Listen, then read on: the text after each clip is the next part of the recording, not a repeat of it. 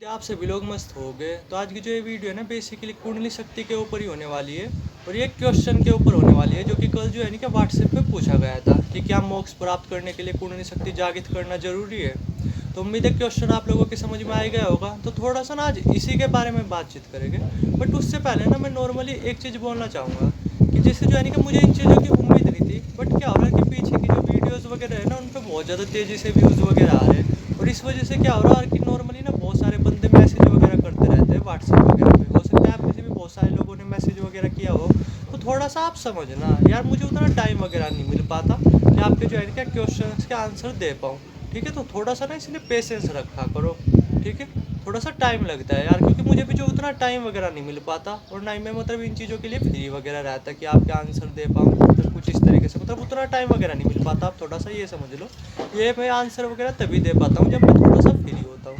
ठीक है, तो थोड़ा सा ना इसलिए वेट किया करो, थोड़ा सा पेशेंस रखा करो। मैं जब भी फ्री होता हूँ ना, मैं लगभग सभी का आंसर देने की कोशिश करता हूँ और मैक्सिमम लोगों के मैं दे भी चुका हूँ।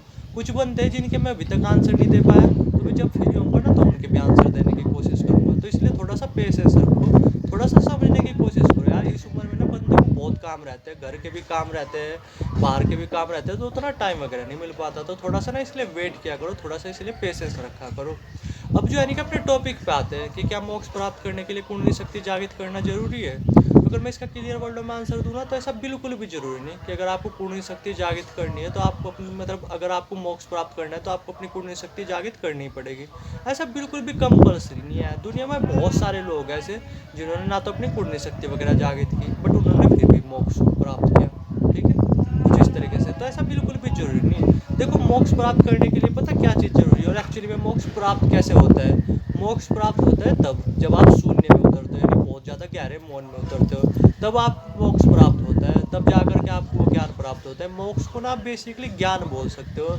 ये नहीं है कि जो है कि मोक्ष प्राप्त होने पे भगवान आपको दर्शन देंगे, ये नहीं होता।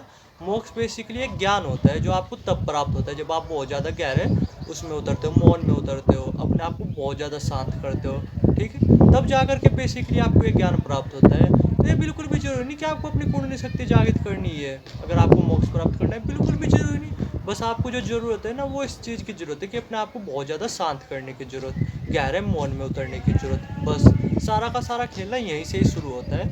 बस आपको इस चीज़ की जरूरत है। बाकी ऐसा जरूरी नहीं बिल्कुल भी है कि ऐसा कंपलसरी नहीं कि अगर आपको मोक्ष प्राप्त करना है तो आपको अपनी कुंडली शक्ति जागृत करनी पड़ेगी ना। ऐसा बिल्कुल भी जरूरी नहीं है भाई। थोड़ा सा आप समझ रहे हैं। देखो, मैं थोड़ा सा एक चीज़ बता रहा आपको जिससे थोड़ा सा ना आपके दिमाग में जो डाउट्स है वो और भी अच्छी तरीके से क्लियर हो। जो ये हमारी स्पिरिचुअलिटी होती है ना, इसमें 4 रास्ते होते हैं जिसके थ्रू बंदे मोक्ष को प्राप्त करते हैं। ध्यान मार्ग, भक्ति मार्ग, ठीक है, और आपका हो गया ज्ञान मार्ग, और हो गया आपका कर्म मार्ग। ये 4 रास्ते होते हैं बेसिकली। जो आपकी कुंडली शक्ति जागृत होती है ना, वो बेसिकली इन 2 रास्तों से ही होती है।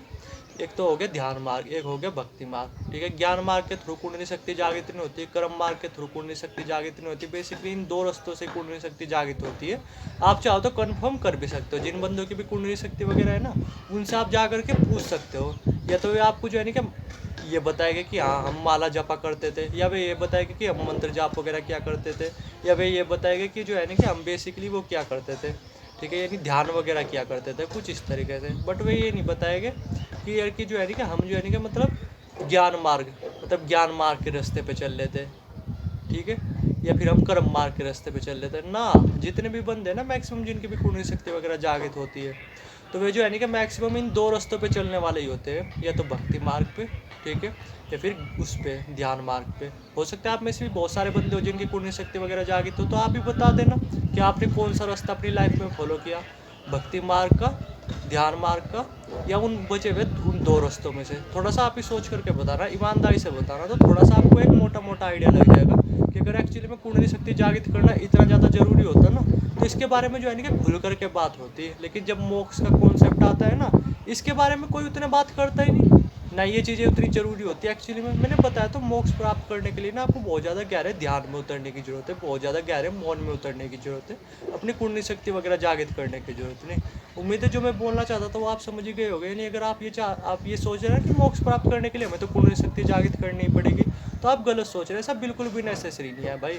अगर इतना ही नेसेसरी होता ना ये, तो हमारी स्पिरिचुअलिटी में 4 रास्ते नहीं होते, सिर्फ 2 रास्ते ही होते।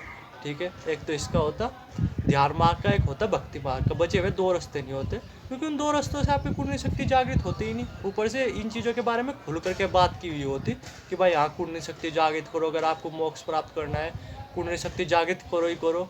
जबकि ऐसा कुछ भी नहीं है, ठीक है। इन चीज़ों के बारे में ना खुल करके बात की हुई, ना ही बोला हुआ, ना इतना बताया हुआ कि भाई जो है नहीं कि आपको अपनी कुंडली शक्ति जागृत करनी है अगर आप मोक्ष प्राप्त करना है। तो ऐसा बिल्कुल भी कंपल्सरी नहीं है, ये दिमाग में से निकाल दो। मोक्ष आपको जब प्राप्त होता है जब आप जो है नहीं गहरे शुद्ध ध्यान में उतरते हो, मतलब बहुत ज़्यादा शून्य में उतरते हो, ठीक है। अगर मैं सिंपल वर्ड में बोलूँ, बहुत गहरे मौन में उतरते हो, तब जा करके आपको ज्ञान प्राप्त होता है। तो अगर आपको मोक्ष प्राप्त करना है ना, तो बस गहरे ध्यान में उतरने की कोशिश करो, गहरे मौन में उतरने की कोशिश करो। अपने आप आपको वो चीज़ें पता चलने लगेगी जो चीज़ें आप समझना चाहते हो, जिसे आप मोक्ष बोलते हो। मोक्ष बेसिकली एक ज्ञान ही होता है जो आपको तब प्राप्त होता है जब आप बहुत ज़्यादा गहरे ध्यान में उतरते हो, बहुत ज़्यादा गहरे शून्य में उतरते हो, ठीक है। या फिर आप ये बोल सकते हो कि बहुत ज़्यादा गहरे मौन में उतरते हो, तब आपको ज्ञान प्राप्त होता है। तो ये बेसिकली एक नॉलेज है, बेसिकली एक ज्ञान है। इसका जो है ना कि कुंडली शक्ति से कुछ खास लेना देना नहीं है, ठीक है। तो ये दिमाग में से निकाल दो, अगर आपको मोक्ष प्राप्त करना है तो आपको अपनी कुंडली शक्ति जागृत करनी पड़ेगी, ऐसा बिल्कुल भी नेसेसरी नहीं, ठीक है। उम्मीद है जो मैं बोलना चाहता था वो आप समझ ही गए होंगे। बहुत सारे लोग यार दुनिया में जिन्होंने जो है ना कि मतलब मोक्ष को प्राप्त किया है, बट उसमें से आप देखोगे ना, बहुत कम ही लोग होंगे जिनकी एक्चुअली में कुंडली शक्ति वगैरह जागृत होगी। वरना एक्चुअली में जो है ना क्या बंदों ने बिना कुंडली शक्ति जागृत किए भी मोक्ष प्राप्त किया है, ठीक है। आप उठा करके पढ़ सकते हो बहुत सारे बंदों के बारे में, ठीक है। तो ऐसा बिल्कुल भी नेसेसरी नहीं कि अगर आपको मोक्ष प्राप्त करना है तो आपको अपनी कुंडली शक्ति जागृत करनी पड़ेगी, ऐसा बिल्कुल भी नेसेसरी नहीं। उम्मीद है जो मैं बोलना चाहता था वो आप समझ ही गए होंगे। बाकी अगर कुछ भी क्वेश्चन हो तो कमेंट सेक्शन खुला हुआ है, और व्हाट्सएप नंबर भी आ रहा होगा वीडियो की स्क्रीन पर, डायरेक्ट व्हाट्सएप कर सकते हो। बस थोड़ा सा टाइम देना मुझे, जब मैं फ्री होता हूँ ना तभी मैं आंसर दे पाता हूँ, तो इसलिए थोड़ा सा पेशेंस रखना। बाकी जो मैं बोलना चाहता था वो आप समझ ही गए होंगे, ठीक है। बाकी कुछ जानना चाहते हो कमेंट सेक्शन भी खुला हुआ है, और व्हाट्सएप नंबर भी आ रहा होगा स्क्रीन पर, डायरेक्ट व्हाट्सएप कर सकते हो। थैंक यू वीडियो देखने के लिए।